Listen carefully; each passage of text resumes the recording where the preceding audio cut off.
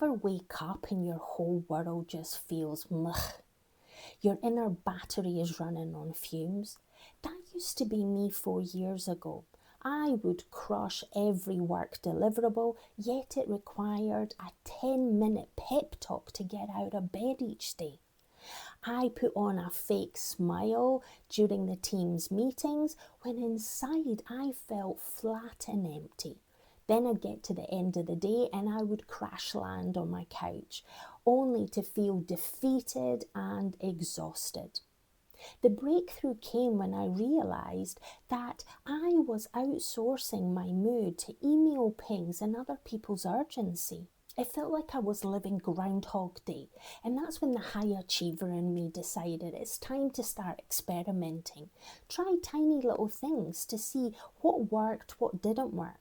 And 3 of them give me consistent results. Now I share them with my clients, and if you choose to keep watching, they will benefit you too.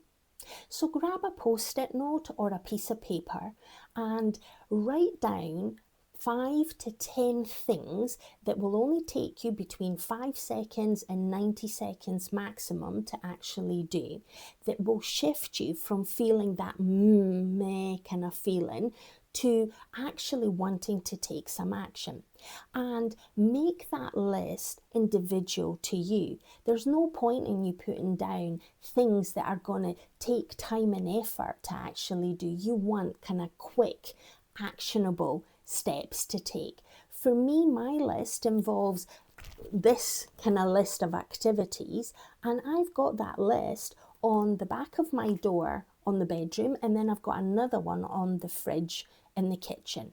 And this is where those are the kind of 2 activities. When I first get up in the morning, I see that, and then if I'm going in for some food or some drinks in the kitchen, I get to see that there as well. So if that feeling sort of starts surfacing, that you're like a bit like then you can actually see that list, and it's a visual reminder. Now, the reason why it works is that our nervous system and our brain are wired for safety. That's what they're seeking.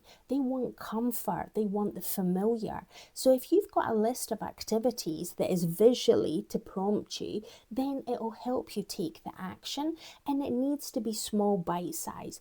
So write down your post-it note activity and make it give the opportunity for other people in this group to sort of see some ideas that you may have. What I'll do is I'll also add mine to the description below, because some of them might work for you, but others you need to come up with your own. Say out loud or record a voice note. I am feeling dull. I am bored. I am feeling restless. Acknowledge what you are actually feeling in the moment without judgment, just compassion and curiosity.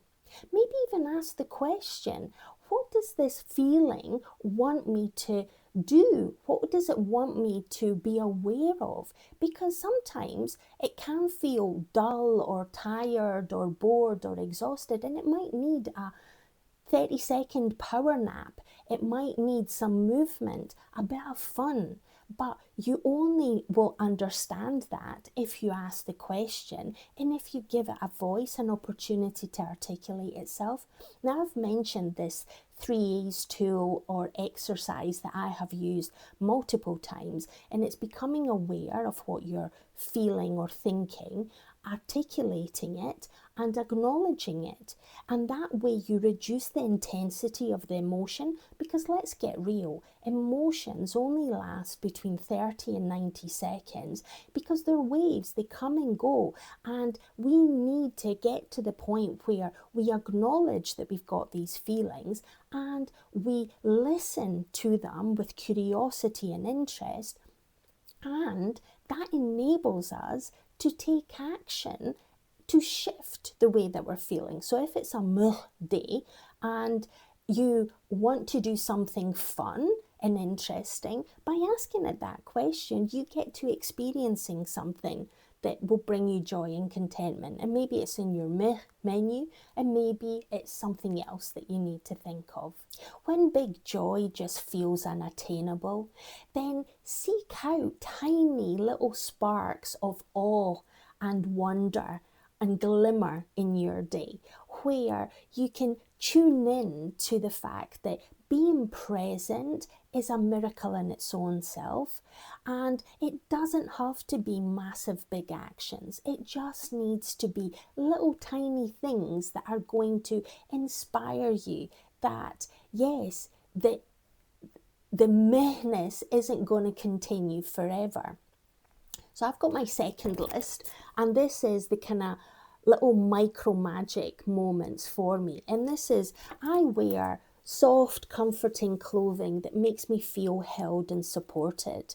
I smell lavender. I just love that smell.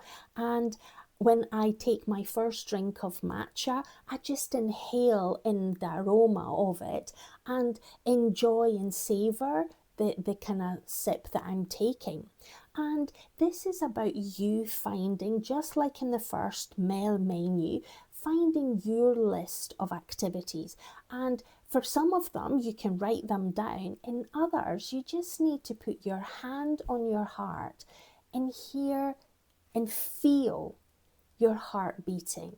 That in itself is a magic moment. We take it for granted because we get caught up in the autopilot and we just keep going and expect so much from ourselves. But just the miracle that we are to be in this present moment.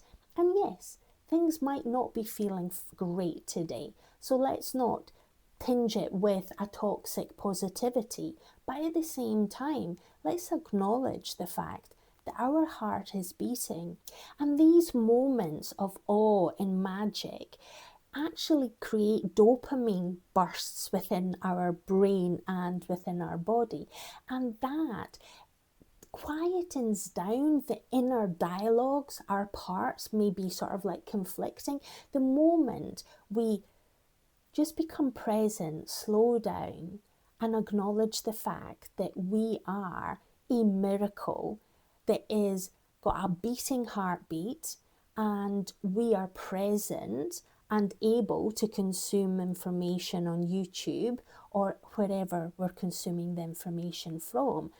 We are mini miracles, and acknowledging that can shift us from that to, yeah, this isn't going to last forever. This too shall pass. There is a quote that Tony Robbins uses where focus goes, energy flows. And that is so true. Where if we focus on feeling and low energy, then we're going to get more of it. If we then take little micro magic moments and steps and do things, then we can shift our attention, and in doing so we can see things from a different perspective, because it's all a matter of perspective. We've all got choices in this life. We can choose to keep doing the same thing over and over again, but we're never going to get a different result. If we want the result to change, then we need to take different action, and that comes down to choices. Most of us are conditioned that we can get that shift in mindset and mood and how we're actually feeling by instantly getting gratification through eating, drinking, vaping, smoking, doing recreational drugs, watching TV, watching lots of content. But in actual fact, that is just a sticky plaster on the wound that we're carrying. And the only way that we can actually make transformation that's truly going to last is by going to the root. And that can happen through doing inner work. You explore your inner world to figure out, why do you feel and think and behave the way that you do, and what can you do instead to shift it? Now, the 3 steps that I've shared in this video will help you on that journey. And there's lots of other free content on YouTube, in podcasts, lots of books on transformation and little techniques and theories of people that have transformed their lives that may inspire you to take action too. But I also acknowledge the fact that there will be some of you watching this video that may require some support to even get started, a little bit of hand holding to get the ball rolling. And if that is something that you want to reach out, then please do so. My details are in the description below. You can book a 40-minute call where we can explore where you're currently at and what could you do to actually shift and push you in the direction that you're really wanting to go. Flat days happen. Staying flat is optional. Now you've got 3 little tools to help you shift from that meh to actually taking action and seeing things from a different perspective. If this content has resonated, please like and subscribe and share with someone in your life that needs to be reminded that she doesn't need to feel meh all the time. And go out and seize the day. Until the next one, bye.